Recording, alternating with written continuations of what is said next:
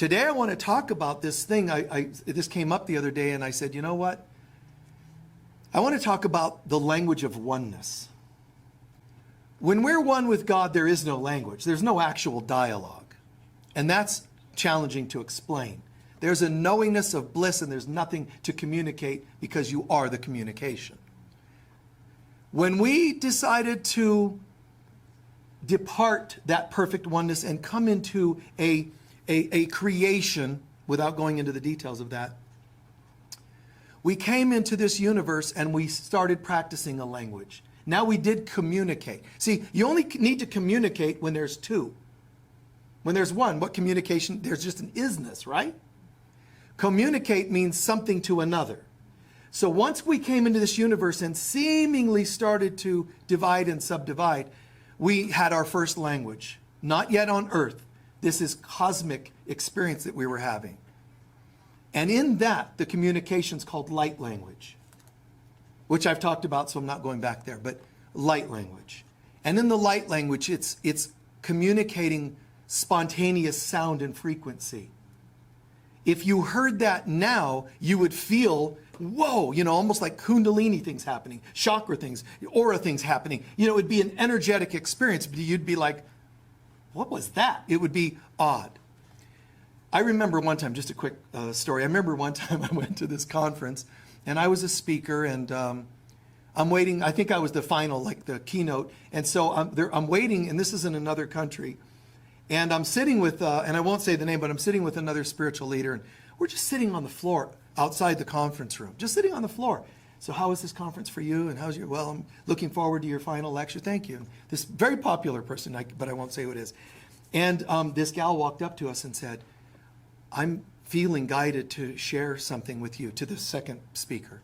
He's like, okay, so she said, you know, could we just go in this room, you know, privately? He said, sure. So they went in there, they shut the door, and I'm just sitting there kind of centering, waiting, because they're going to announce me any second. And in that room, I started hearing this light language thing going on. You know, just this high-pitched, benchy, screaming, channeling thing. And I just sat there. My body was shaking because I was laughing so hard. Because I know he didn't expect that. He was not the type. You know, and so I finally get the cue, you know, you're on, Mr. Mirdad. You know how they do it.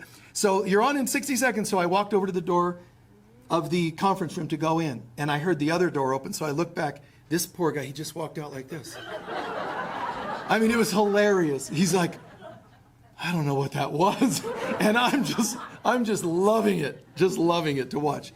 So light language, it's frequency. It's still real. It's still a form of communication. But humans are linear. So they talk about things. Light language is conveying concepts. It's like a picture is worth 1,000 words. Well, so is a sound. Just one tone that comes through you. It says all these things, but to ears that can hear. And they're not these ears. It's a clairaudience that, in a sense, you're using to hear such a thing. Anyway, from the cosmic language of light language, we come into this world and we had a language of oneness. This is like the Lemurian period. And it's a language of oneness. So what was that like? It's like if I were to give you that language, if I were to say I'm going to teach you that language, here's what it would be like. It would be like you learning every language on the earth all at once. And because oneness, language of oneness is not all a spoken thing. It's a feeling as well. So you would not only, to learn this language, not only have to learn all languages at once, you would have to feel all feelings at once. And that's why it's rare. But we had that at one time. A language that comes from knowing and feeling, caring and love.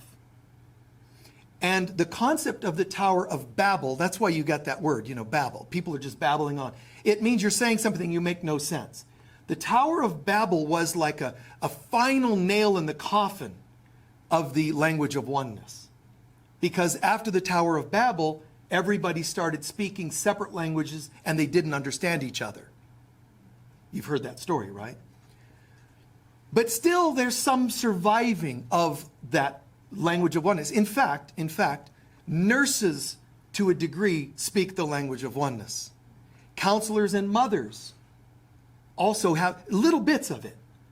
You know something without the patient communicating it. Or you're a counselor, you're a psychic, a mommy, and you just know things. That's the language of oneness. We all have bits of it still.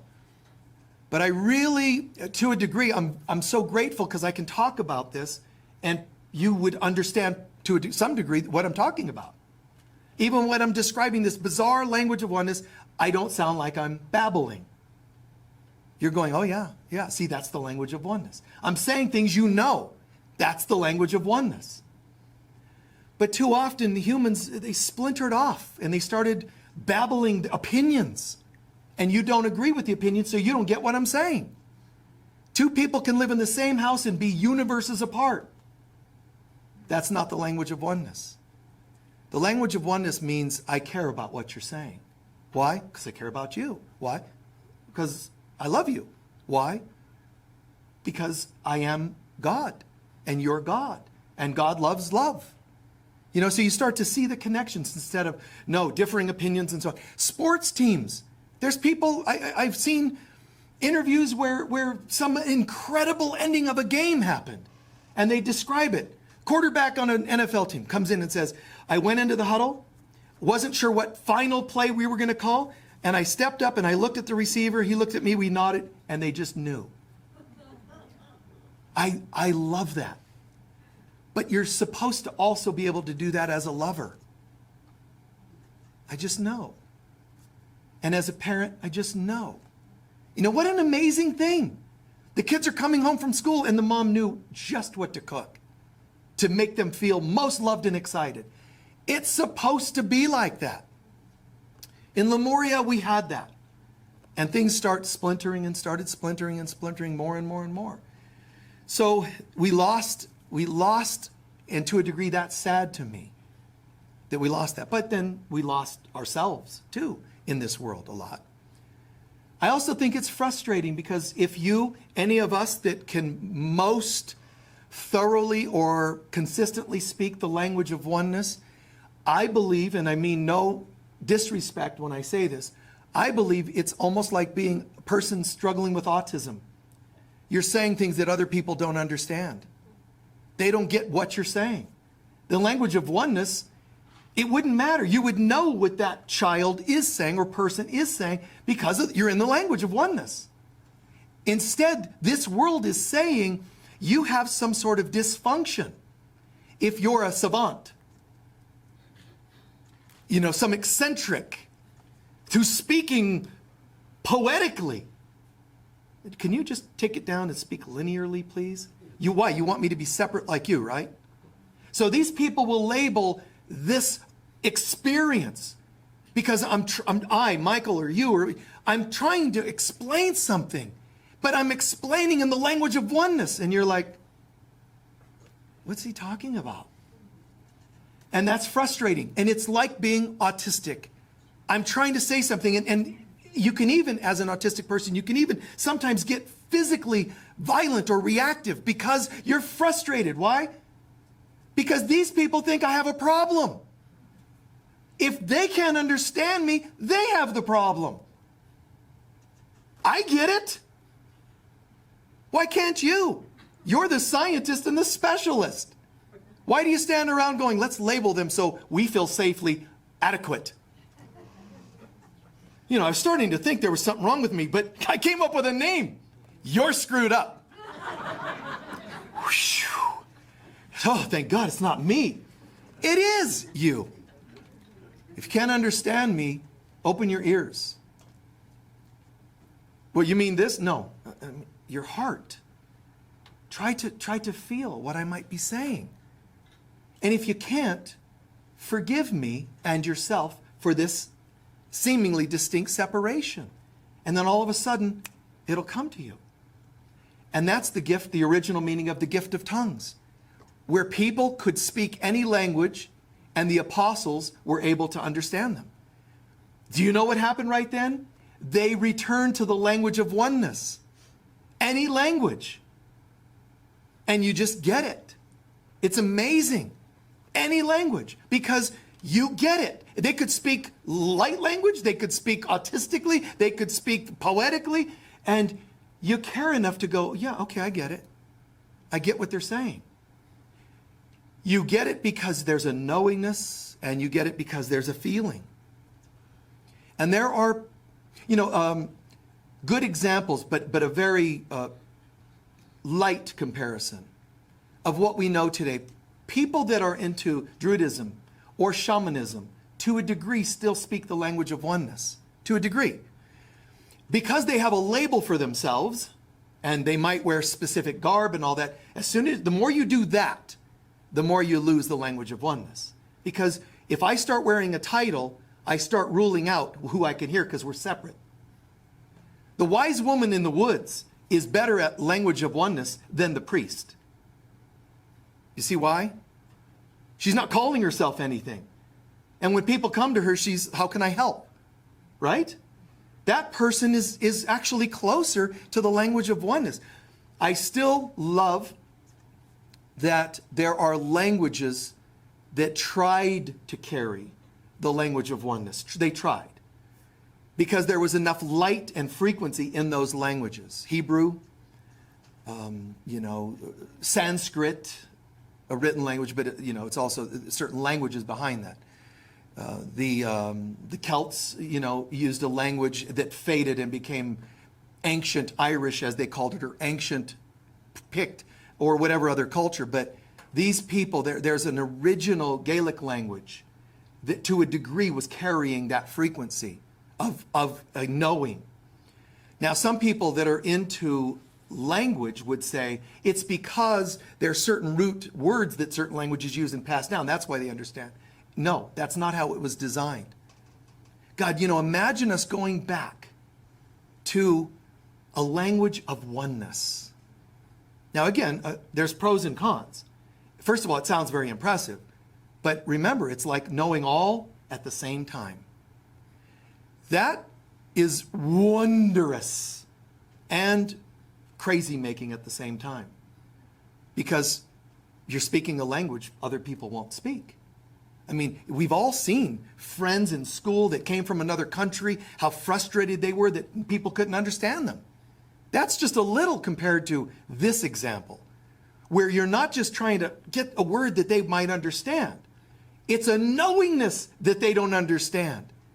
Don't you get it? Everything's one. And people are like, what are you talking about? Not that you would use those words, but you're conveying a concept. And you'll seem, whatever label, autistic to them, a savant, this genius that other people don't know how to understand. And you're like, wow, it's just being almost like hyper right-brained. And in a left-brain dominant world, it doesn't get it. But that's because people don't want to get it. They want to be left-brain dominant because that seems safer than being one with all. That's a bit overwhelming, oneness with all. Let me just be tiny and deal with my problems and cope every day and just get by, as opposed to thriving. So there's this, what they call the good news of the Bible. This is supposed to be good news. Guess what? I just realized we're one. Oh, honey, I think you're autistic. That's the reaction you get from this world. Oh, I'm sorry. What I meant was we're not one. And what do you want me to do today? What school should I go to, Mom? Dad, what career do you want me to have? And that's not the language of oneness. The language of oneness, man, it's just kindness and it's love and it's, I get what you're saying, even though you don't speak, and I still get it. The language of oneness means I would know how to handle an animal as a veterinarian because I'm one with all. I get what they're dealing with, even though they can't speak and tell me what they're dealing with, symptoms and so on. So in this world, I love that there are these cultures, these groups that have kept that to some degree alive. And it's amazing because if you learn the language of oneness, you start to see connectedness between things. You start to see oneness. And, males and females, gender disputes, generation gaps, racial differences. It can't exist in a language of oneness. But as people fragmented out of oneness, they lost the language.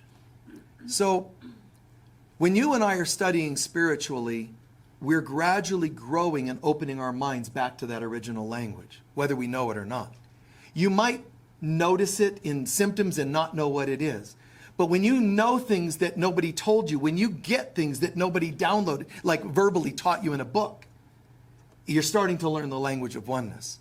When you're watching a show and some scientist is doing a study on a certain bird, and they say, we don't know why this bird does this, and you go, I do. You started learning the language of oneness. Does that mean you can write in?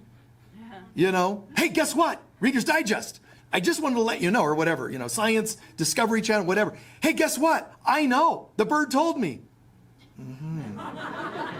I see. And how exactly did the bird tell you, you know? Did it chirp? You know, and they start treating you like you're a nut. And you are. And it's good to be a nut. Because it means if crazy people think you're nuts, you're safe. When crazy people want to label you, you're pretty safe. It's when they think you're normal that you're probably messed up. And they're going, you're safely like us. Normal. You're kidding. Is there anything I can take for that? You know, picture saying that to your doctor, your psychiatrist. Oh, you know, my ex, the poor girl, you know, she went through so much in childhood and it really had an effect on her. And one day she went finally, you know, to an evaluation because she had to deal with a lot of this old stuff. And when the doctor said, you know, so do you hear voices? And she said, doesn't everybody? I was like, oh my God. Sweetie, you probably shouldn't have said that. You know, and the doctor's like, no. And the truth is what? Yes. If you listen. You know, I think it's disturbing that children that know already some amount of this language of oneness are somehow shamed for it. Told that that's wrong or bad or, you know, irrelevant or getting, you know, come on, you got to be feet in your, you know, your feet on the ground and get your head out of the clouds, all that. Wow, how sad. So now I'll walk around and I'm a shoe. You know, you told me get in my body and get grounded. I took your lectures so often that now I just feel like shoes. I'm just dense and I'm stuck down here. What happened to imagination and oneness of language? So there's just so many things I could say about this. It's you know, so beautiful to get back to this. And we're all doing it to some degree in pieces. But start to see that that's what's happening. We came in from the oneness to light language, to language of oneness, to babel. Now, to get home, you have to relearn the language of oneness, light language, and then God is. And that's what's going to happen for everybody. So we get to this place and let your mind wrap around that and go, this is okay. And it's not only okay, it's my destiny to have this language of oneness. Watch a show and be able to intuit what that bird is really doing and why. There's an ancient culture and we don't know why they built the pyramids, and you start to, I do. That's the language of oneness. I get it. You know, like that. Oh my God, I get it. It's beautiful. And you start to, you know, more, it's like, I call it mastery overall, but it's like developing mastery, this beautiful consciousness of, wow, I'm starting to know things that I really shouldn't have known. But that's good news. Why? Because it means I'm remembering. And so my remembrance starts to download everything that I really am. The language of oneness is a multi-dimensional language. And so suddenly I know fourth dimensional things. I know what chakras are like, and you start to speak metaphorically. You start to use parables like the great masters always have. You start to go, I'm getting it. And when you learn at levels of boom instead of little dot at a time. Instead of little alphabet letters. It's, no, I'm getting it. And so, even a sound like that is a language. If I was a client of yours and I walked into your office and you're a counselor, spiritual counselor, whatever kind of counselor, and I sat down and you just heard this, I just spoke to you. And the average person's going to go, oh, okay, so now let's start. I already did. Are you on the clock yet? I hope you're not charging me because I already started and you're not getting it. So how about I only pay you for the number of minutes you get it? Which would mean most of my sessions are free. But wouldn't that be interesting? And then the person has to go, okay, I don't want to not get paid, so let me try to get what you're saying. And they have to learn the language of oneness. My sigh, didn't that tell you something? That the first thing I did is I reached to see if I had my tissue, you noticed. You noticed that I did this, because some people put tissue in here, right? You just noticed, a subtle thing. I didn't take them out, but you noticed. What did that mean? I'm looking for some reassurance. I'm going to need those. And you already got that. Wow, we're already on with each other, man. We're plugged in. You know my sadness, or you know my grief, or you know my desperation, or whatever. I would even say, don't even do work like this if you don't know this language or don't want to develop this language. Do I want to be a quarterback where my receivers never know what I wanted them to do? I mean, that's just frustrating. And so the frustration starts to back up on you and you become conflicted inside. My inner conflict becomes my outer conflicts manifesting. So this is a very challenging place, but we're all going home. And to the degree of fifth dimensional consciousness and higher is also going to be matched with the language of oneness. How much the language you're starting to understand. So it's kind of a great pulse to be taking. The more I'm noticing and noticing and noticing, the more I'm also ascending. If you claim to be ascending, why can you still not hear me? Right?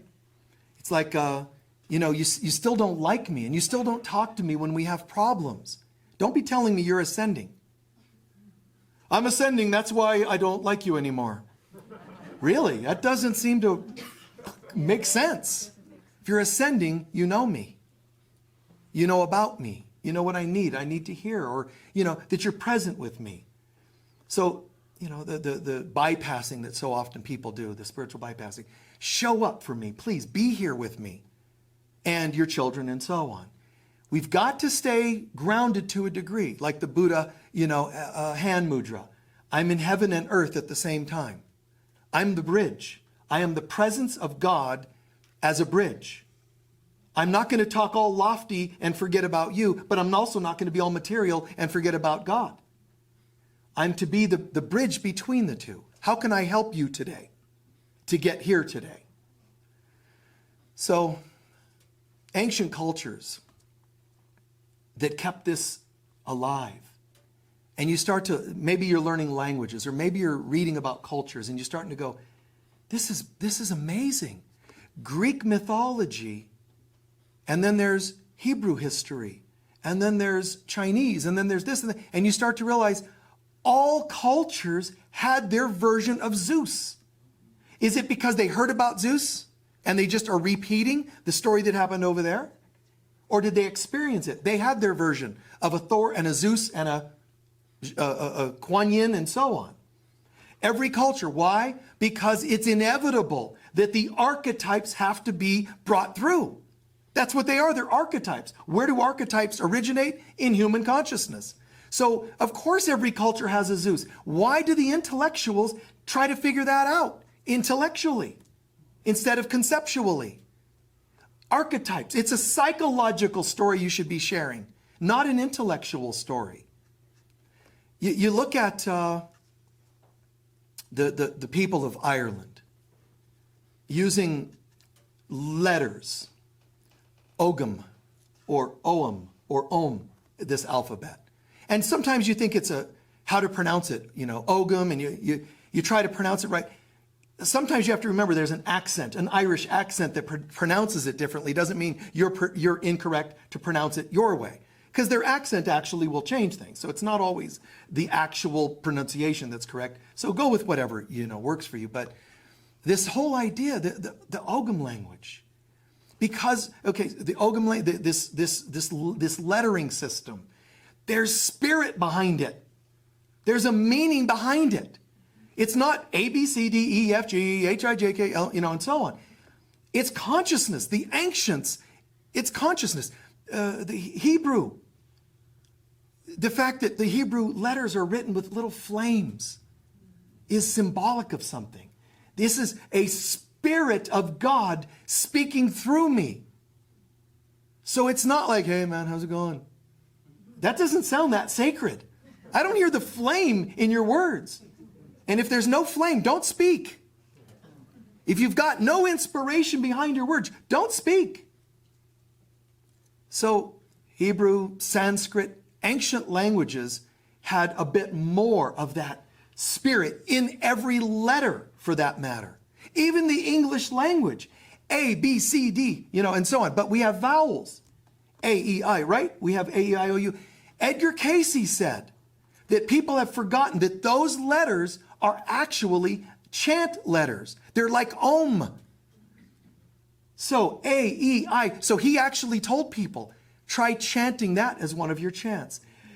A, O, like a chant. Because he said the vowels are holding sacred messages, sacred consciousness, frequency. But we're like, hey, how's it going, man? Oh, pretty good. How are you? It's just like, how much more cave dweller can you be? Like, where's the sacredness? It's just like, hey, hey. We cut the words down. We don't even say hello. Hey. It's just like grunts.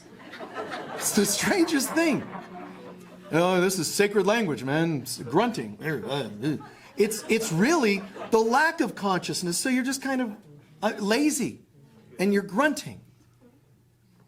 Getting back to like languages that held spirit in them. So picture this. Picture, if you will. Rod Serling, remember?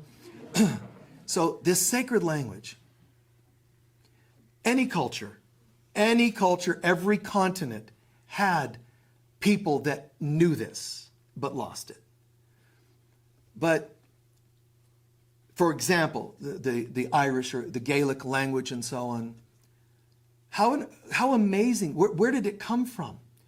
They had a group of people that said, let's remain connected to the language of oneness. And so here's an example, though.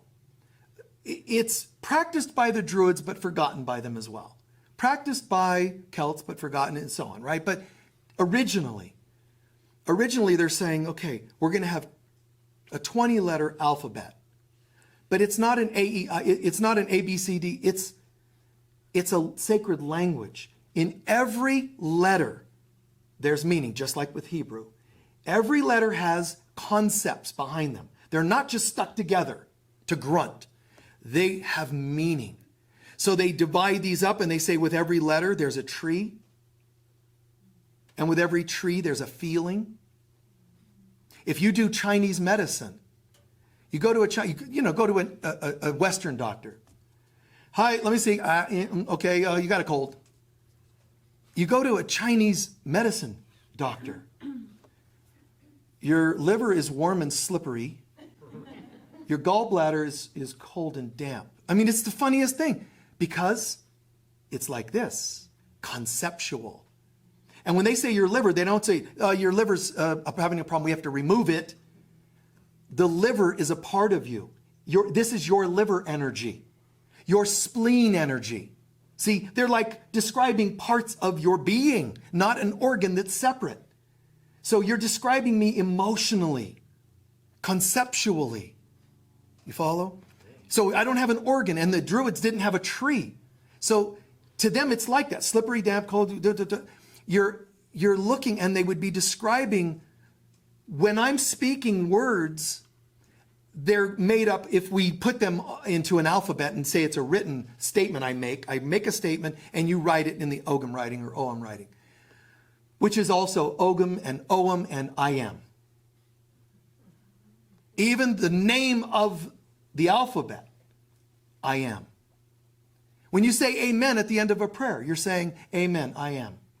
Why would you say I am at the end? Because you're saying, the I am in me decrees this is so. So it's amazing if you think about the connection to all this. So in this tradition, this a druid or a person practicing in any culture, they do something like this.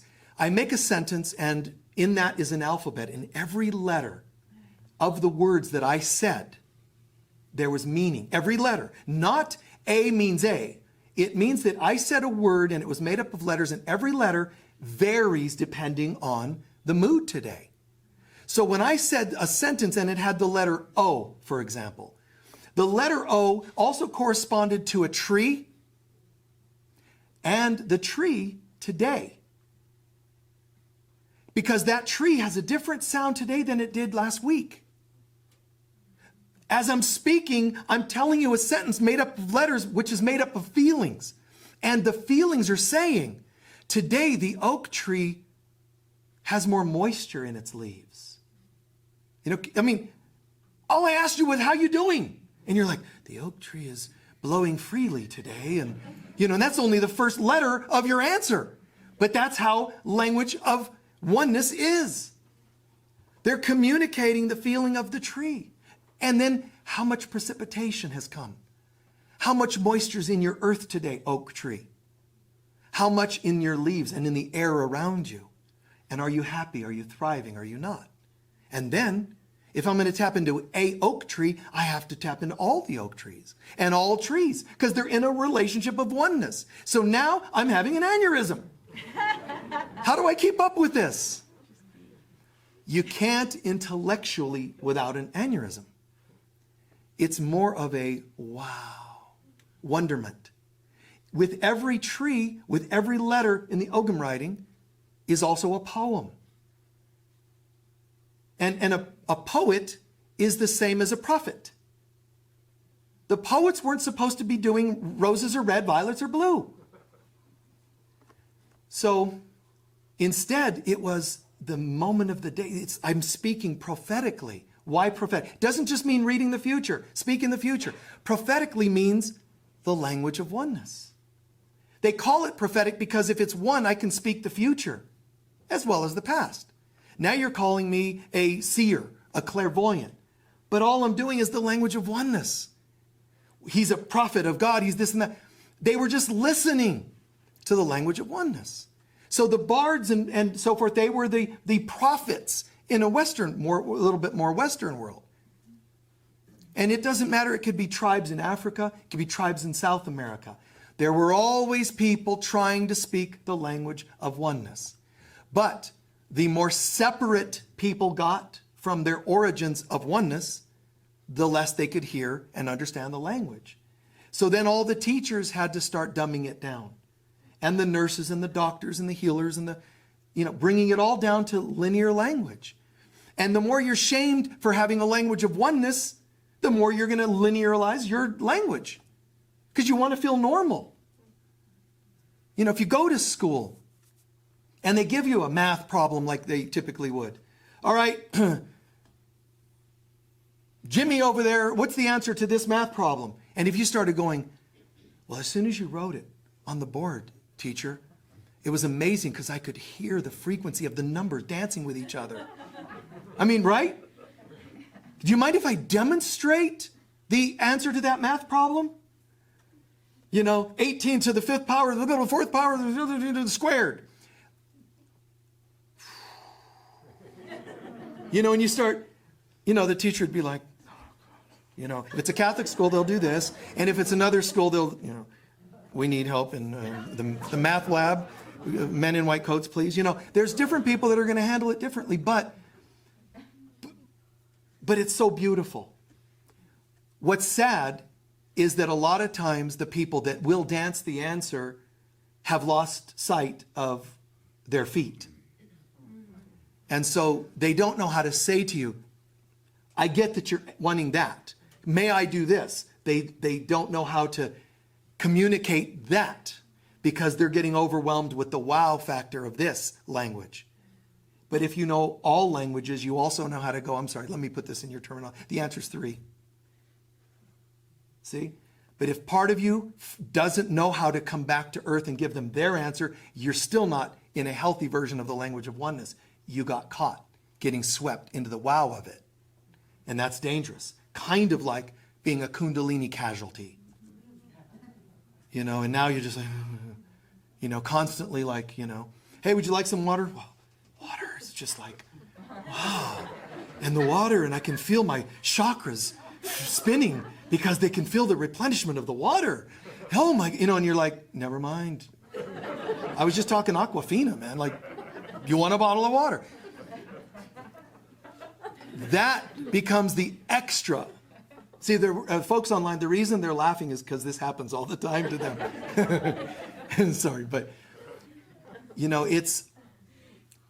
I find it to be, to a degree, sad, because once people go that far, there isn't a lot of other people that know the language of oneness that can help them come back. They had a nervous breakdown, or they have some other label, and they don't know how to say, no, wait. I get what you're saying. You're speaking my language?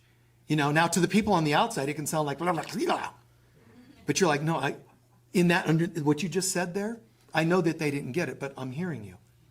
And they could still be doing nothing but, some bizarre star language, and you're still getting them. And now people will think, now there's two of them, it must be contagious. But it's because someone cared. Someone cared. And that's where the apostles got that fire upon them and the gift of tongues. And it says scripturally that they would start just rambling off these words, and there were people there that say, I understand, I'll translate what they just said. Those individuals were gifted with the language of oneness. And people, even Christian scholars, try to figure this out because they don't know about the language of oneness. So they'll say, well, I think what it meant, they're speaking in the tongues of various races. And they just knew how to translate those tongues, which is partly true, because they could have been speaking Aramaic, Arabic, Peruvian. That's true, and you would understand them. But that wasn't the main punch behind it all. The main punch was they could have been speaking a star language, and you still would have understood them. It wasn't because you suddenly understood Peruvian, of some ancient Peruvian language. It's, you get it. It's like, oh my God. And the trees, and the pulse in this tradition, and the painting. It's like, I'm getting it. One of the most bizarre forms of painting, Impressionists. Like, I think you have eye problems because everything's blurred. Why do you paint everything blurry? It's like, what were you on? Like, everything's just kind of, kind of weird looking. Terrible. Impressionism, terrible art. But not for somebody who can see it. And one artist said this once, and I'll never forget it. I was like, a complete download happened with just one sentence. And she said, my favorite art, Impressionism. I said, yeah, a lot of people don't like Impressionism because it's all weird and fuzzy. And I said, so, because this is an art teacher master. And I said, so why did the Impressionists paint like that? She said, because everything was a frequency to them and it buzzes. Can you imagine that? Just get that right now and go, the Impressionism, that weird, buzzy, fuzzy look is because they see things, they see the vibration of things. So everything vibrates to them. And it changes how you see Impressionism, doesn't it? And now you apply that to, why do your kids do? Because of how they see it. Why can't my kid be an accountant like me? Because they're a poet. And doing linear numbers doesn't work for them. Oh, well, they need to, really? So you would take the Impressionist and just shake the vibration out of them so that everything looks kind of dull again? No, it's not the right thing to do. We need to learn the language and remember the language of oneness. People have forgotten magic. There's a tribe, in Ireland. They consider there to be 4. It's interesting because they divide the Ogham alphabet into 4 groups, and they divide, this happens a lot, but they have 4 primary stages of Irish migrations and so on. The earliest of them is considered the magical. And one of the tribes that came in during the magical time is if you pronounce it as it's spelled, Tuatha de Danan, or Tuatha de Danan. if you kind of do it in the accent of it. Or Tuatha de Danan. But it's the Tuatha de Danan. This tribe shows up out of nowhere. And they seem different from everybody else. Why? And the weird history about them. But if you listen carefully, these people, they were in touch with the language of oneness. They were ethereal to a degree. They could bring people back from the dead because they were partly etheric. Because there was still portals that people could go through because we believed in it enough. So these people were Lemurian, just like the light beings that live in Mount Shasta. There's a tribe of people living there that you don't see typically, but you take a picture of the nice mountain and some weird temple shows up in your photo that isn't there. Because these people are smart enough to live etherically and not be seen. Why? Because they're vibrating at a higher frequency. It's not like they're going, let's hide and be etheric. They're like, we are etheric. So you can't see us because you're dense. You can see us more when you're spontaneous.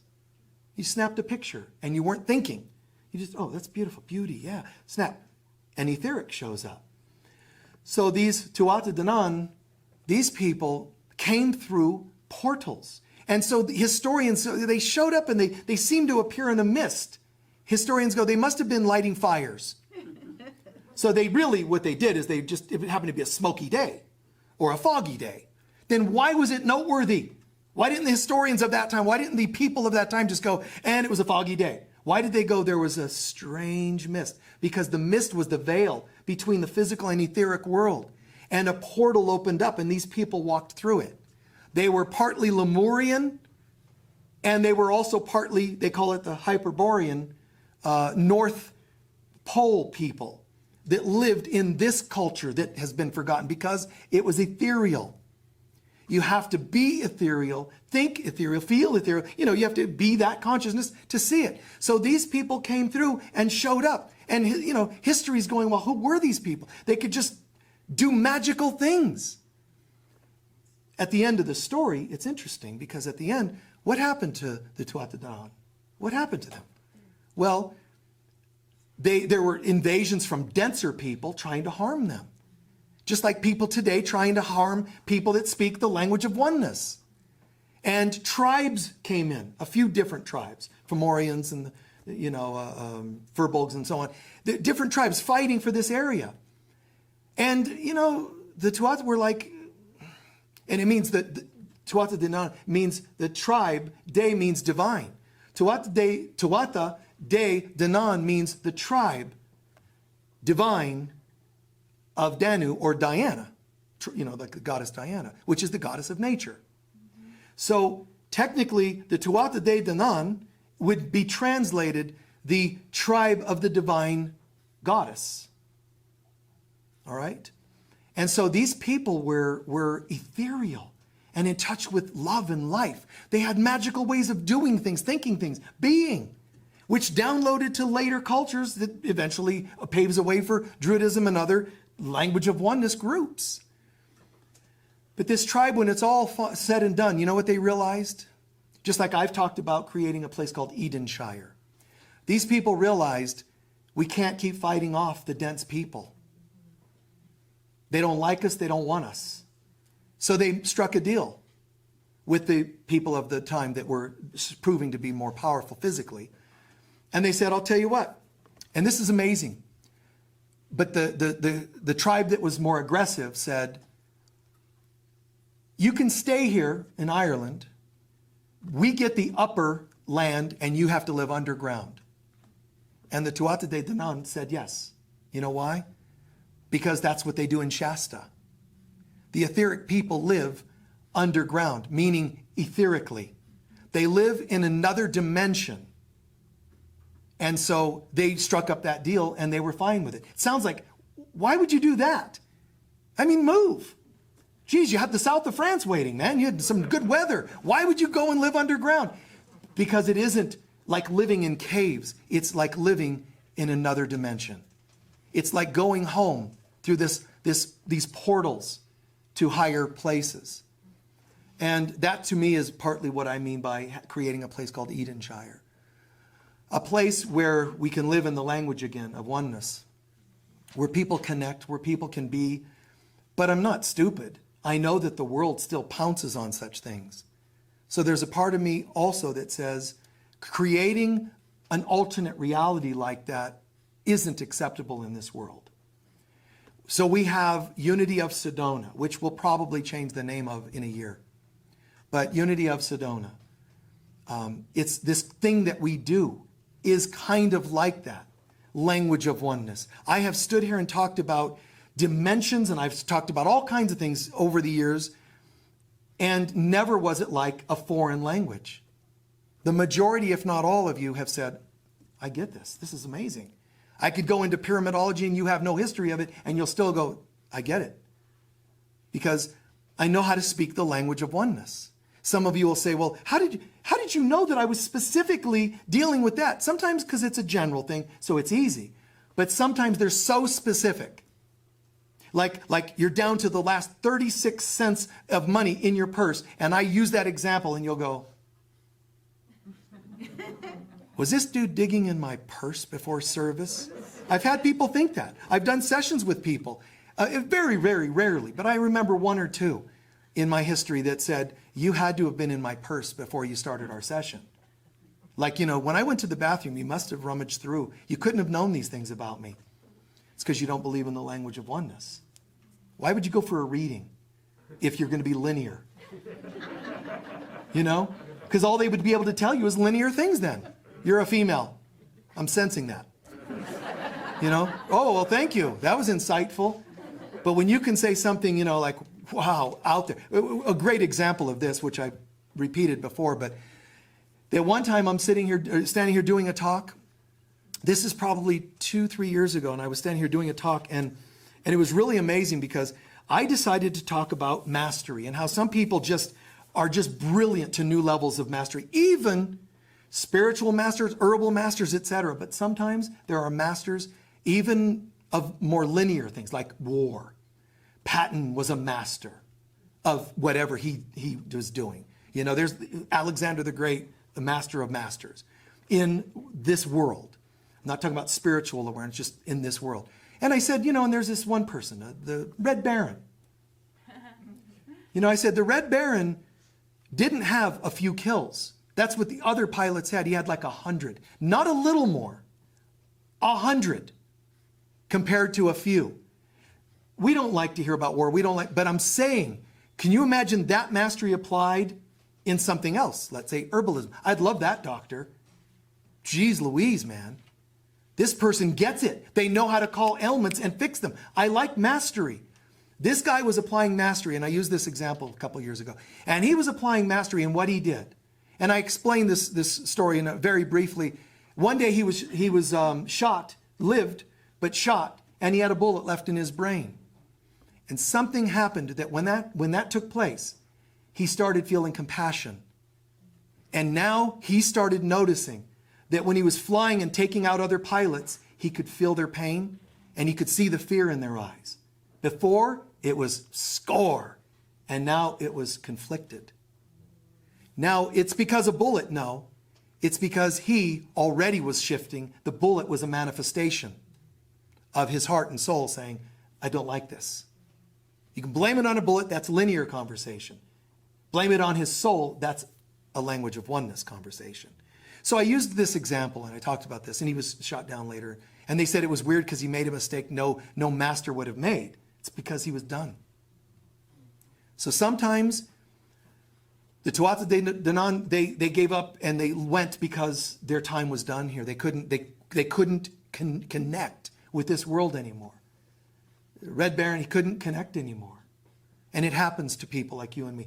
We would like something to continue, but the language isn't there. It's not working. I'm trying to do this and you're wanting that.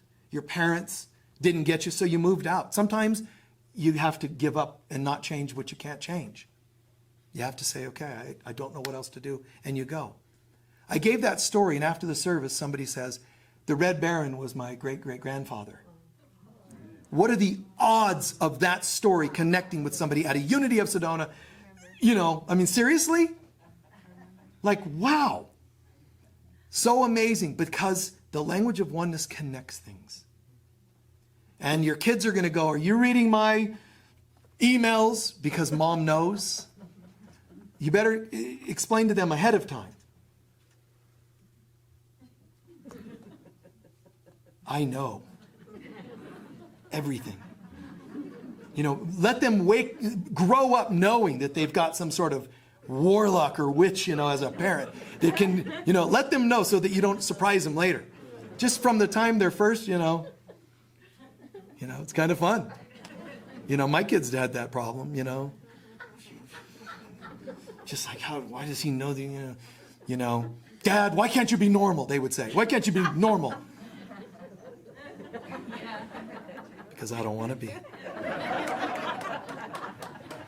You know, oh, I would mess with them. The look, you know, you give them the, yeah. You know, friends of theirs, you know, would come over. Hey, how's it going, guys? You know, they go, oh, fine.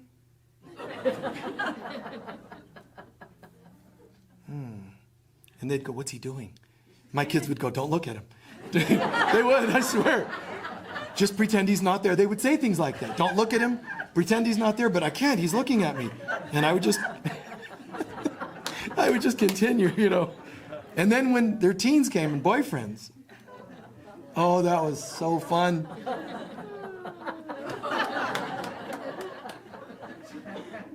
Dude, you know, what's going on?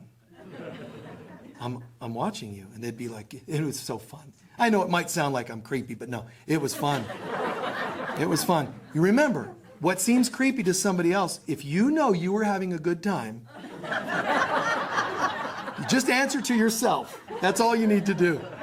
I was having fun. And now they can look back and totally laugh. Oh my God, the way you did that one guy and you scared him. And, you know, and it's fun and funny. They get it now. Especially since now they can do it to their kids. But guys, as I'm closing, the language of oneness is who we are. You know, we forgot and we need to remember. So every time you see some amount of this reawakening, just own it and be so happy and grateful that you see and you know. It's nothing to be like prideful about, because then you'll lose the language of oneness. But how beautiful. And try to meditate on this at times. The concept of every musical note has meaning. Now, we lost the language of oneness, and that became music that has no meaning. I just play something, and I hope that I can make $1 million out of it. But did you ever listen to the lyrics of Across the Universe? Words are flowing out like endless, you know, rain into a paper cup. It's like he's taking you somewhere, right? He's talking about billions of sparkles of light are shining through a letterbox, and he's using mundane things, but yet cosmic things. It's like, oh my God. They tumble blindly as they make their way across the universe. He's saying everything's connected, right? And that's not a #1 song. It was popular, but not a #1 song. It was, he says, one of his favorites ever that he's written. He said, I don't know what happened. I was just language of oneness. Thank you for showing that to me.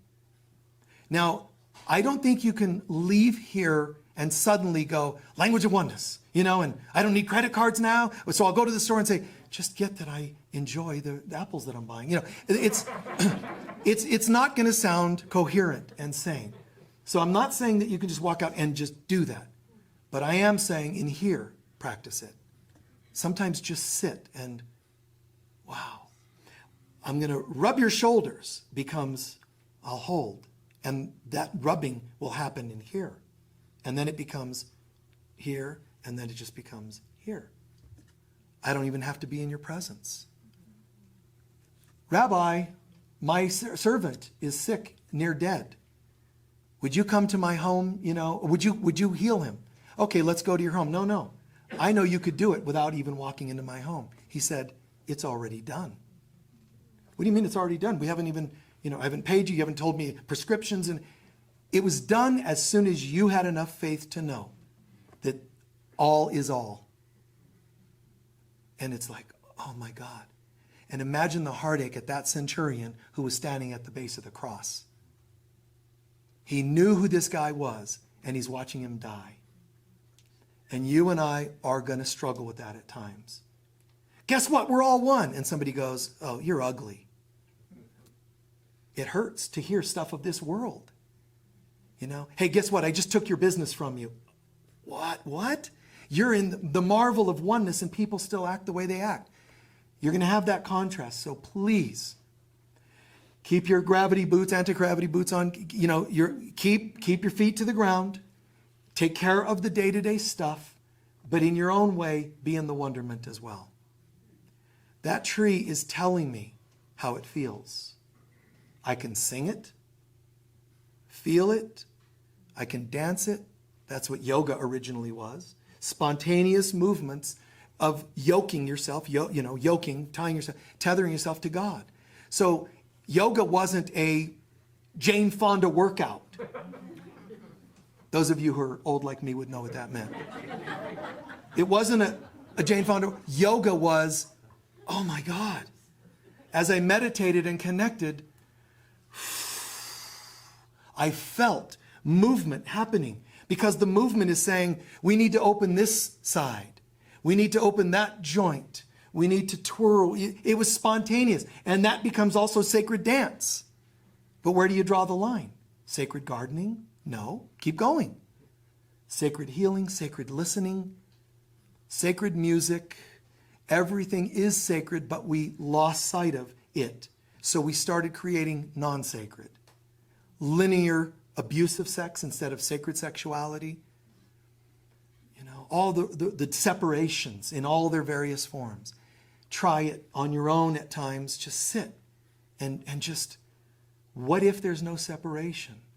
And I can sit here and there's a wave in the room. There is. There is a wave of ether in the room. But you have to be etheric to see it, know it, feel it. So I'm going to go ahead and be etheric. Well, that's probably, the whole look isn't very etheric. It's, and then there's a surrendering into the etheric. And all of a sudden you realize, one movement of my hand or my mind without my hand, I can move the ether in that whole side of the room. And now you're doing Qigong. See? Or Tai Chi. You're doing movement of energy. Now you're doing Qigong healing, where the masters in Asia are not touching the clients. They can just do energy and the clients will roll and stand and fall back and completely be held in ether and not be harmed when they fall back. They're lowered with nobody touching them. They're quadriplegics and they're made to stand because I'm in you and part of you. So we're going to do this now. And we're going to do that now. It's like a puppet master in a way. Just beautiful. We're tying this together and we're weaving this together. Please take a few centering breaths.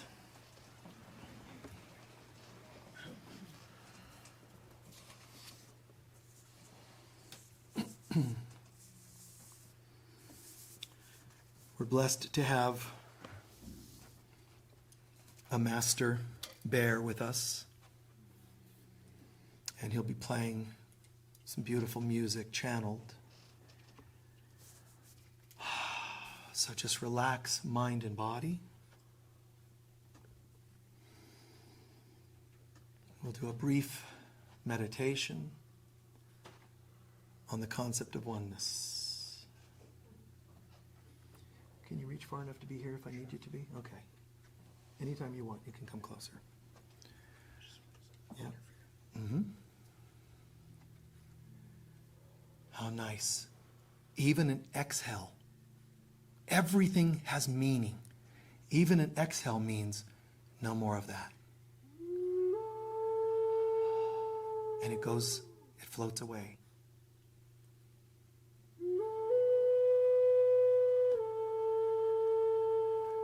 No more linear, no more stuck.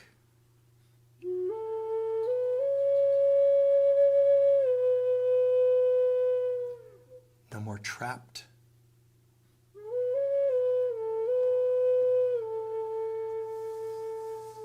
No more living in a box.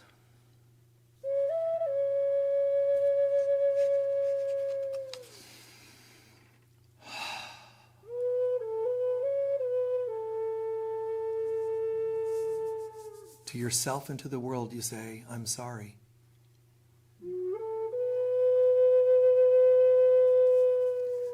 I'm sorry I forgot who you are, who I am. I forgot how to speak to your soul and hear your soul.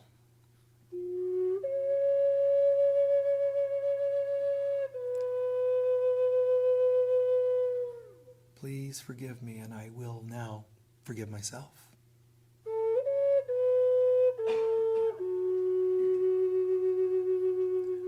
I love you.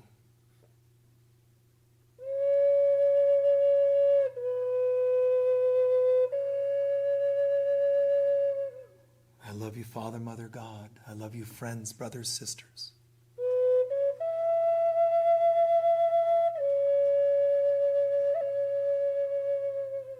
I love you, real self.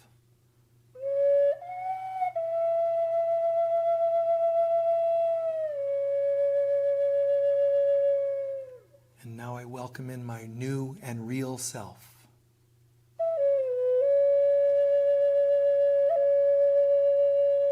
The I am presence of God, of love, of light.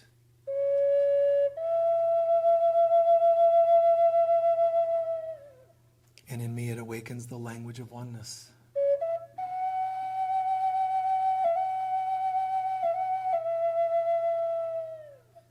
I know how to look at a piece of art and feel it and know what it is.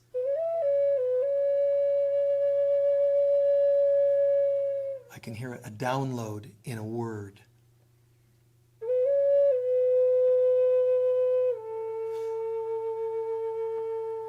I know how to best counsel people that ask for it.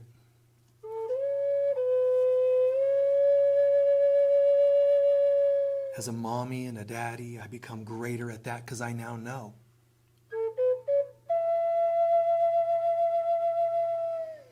I choose not to be overwhelmed by the language of oneness. I ask you, Divine Mother, to be my instructor in developing this language.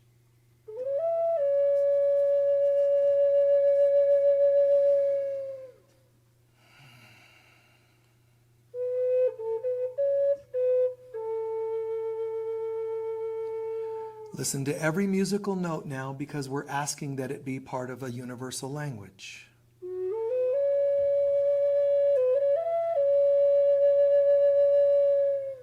Every note is playing to a part of your body.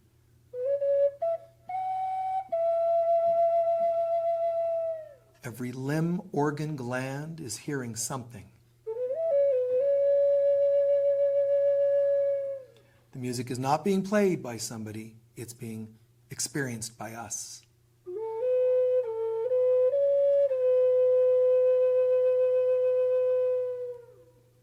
And for the last minute, hear every note and overall the notes together as well at the same time. And hear that there's nothing but love as I'm listening and experiencing.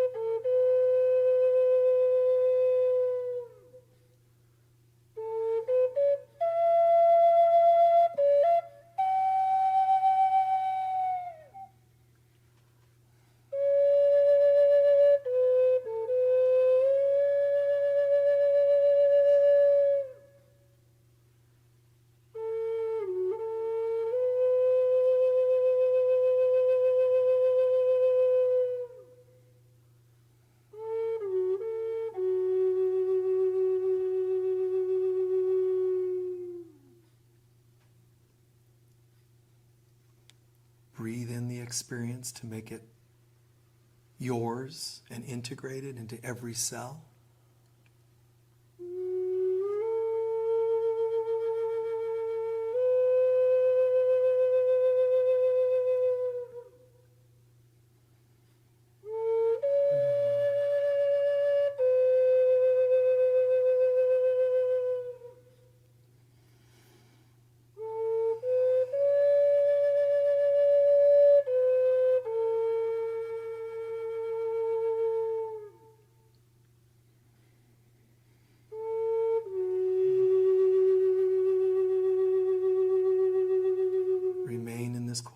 space now for the last minute or so, just and feel a frequency in and around every cell, around your body. Every body in this experience, even long distance, is all in one space. And just feel for the next moment just waves of love. Breathe them in on the inhale. Exhale gratitude. And over for a moment. Feel like we're all just floating in one universe, one song, one universe, and we're all basking in this love. Everything is okay. Everything is in the hands of God, even our illusions. And God is willing to take them and disperse them into the nothingness they are. And instead offers us a language of oneness. Hear the language of each other. Hear the intention. Hear even the sadness. Be there and hear it so it can dissipate. Be a safe other. I am that. Listener, friend, healer, nurse, doctor, whatever else, parent. I am that. I am. I can hear all without being overwhelmed. I can know all without being overwhelmed. And I give thanks that this is so. I am. And then slowly come back to the room, not losing what we just did, taking it here with you. It does us no good to meditate something and walk away from it. Bring it with you.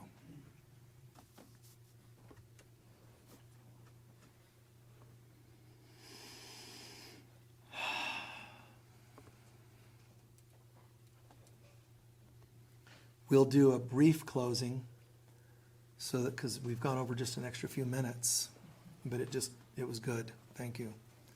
So we'll do a brief closing. How are you feeling? Good. It's nice, isn't it? Yeah. Think about what you learned or heard today that makes the most sense. I mean, just think about living from this place.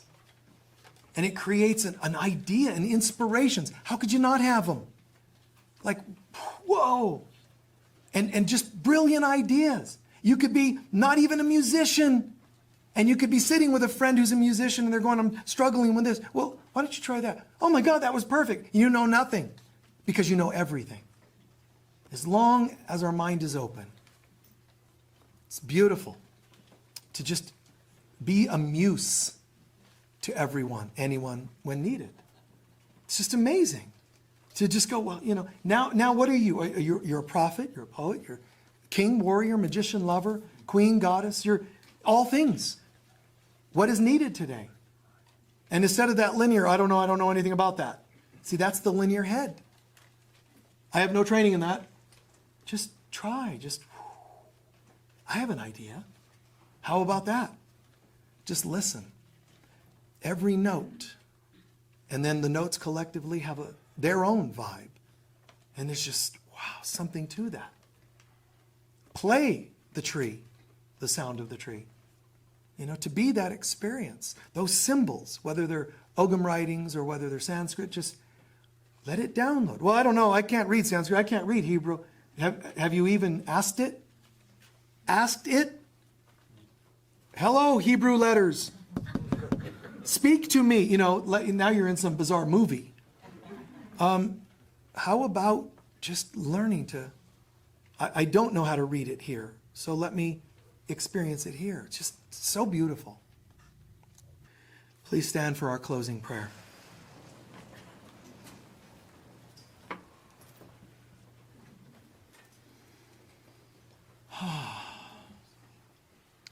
After the service, if you'd like, there are chaplains that can pray with you or do hands-on healing. They're going to be standing along the side of the wall there, and you can ask one of them to work with you, okay, if you'd like. Setting aside all the stuff again of the world, soaking in a feeling of gratitude for what we've experienced today. Language of oneness, like wow. And acknowledge and give thanks that there's times when you achieved it. Own it and more will come. So just kind of sit there in gratitude about yourself. I got this. I really get it, and I have done this. I think I'm ready for more of this now.